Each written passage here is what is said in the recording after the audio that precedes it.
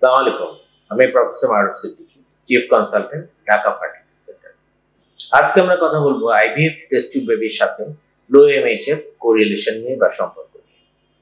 খেয়াল করেন আজকাল একটা ব্যাপার খুব বহুল প্রচলিত হয়ে গেছে যে আমার তো ডিমের সংখ্যা কমে গেছে, আমার এমএইচ এর লেভেল কমে গেছে, অর্থাৎ লো এমএইচ, আমার টেস্ট টিউবে বাচ্চা হবে কিনা। এক্ষেত্রে কতগুলি জিনিস খেয়াল রাখতে হয়।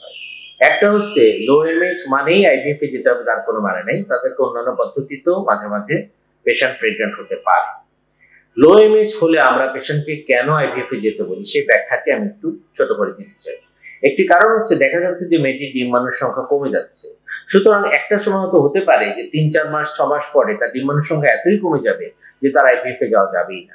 কারণ আপনারা খেয়াল রাখবেন যে প্রেগন্যান্সি হওয়ার জন্য কেবলমাত্র একটি ডিম্বাণু প্রয়োজন, আইইউআই করার জন্য একটি ডিম্বাণু তো হতে পারে, কিন্তু আমরা যখন আইভিএফ এ যাব আমাদেরকে মিনিমাম কিছু ডিম্বাণু কিন্তু পিক আপ করতে হবে, আদারওয়াইজ হয়তো স্পার্মের সাথে মিলিয়ে একটা দুইটার বেশি ভালো এমব্রায়ো তৈরি করা যাবে না।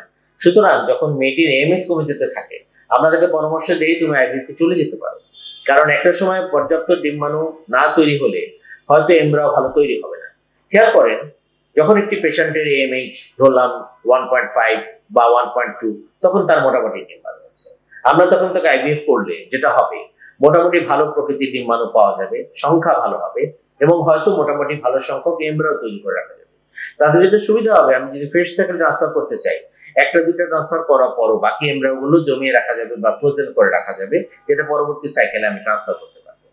যখন ডিমের সংখ্যা কমে যাবে অর্থাৎ এমএইচ এর পরিমাণ কমে যাবে, তখন দেখা যাবে যে ডিম আসতেছে 2টা 3টা 4টা, অর্থাৎ একটা বা দুইটা ভালো এমব্রায়ো তৈরি করাই কষ্টকর হয়ে যায়।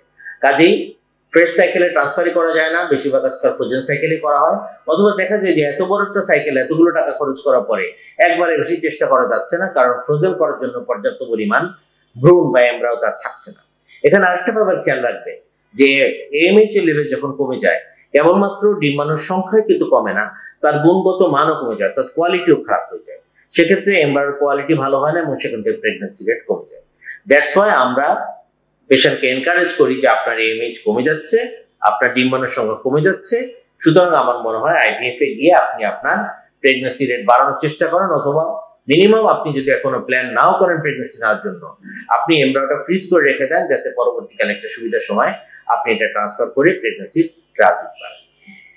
আমার মনে হয় এই কথাগুলো বলার পরে আপনাদের লো এমএইচ সম্বন্ধে একটু ধারণা হলেও হয়েছে। খুব সহজ ভাষায় কথাগুলো বলার চেষ্টা করেছি। ভালো থাকবেন।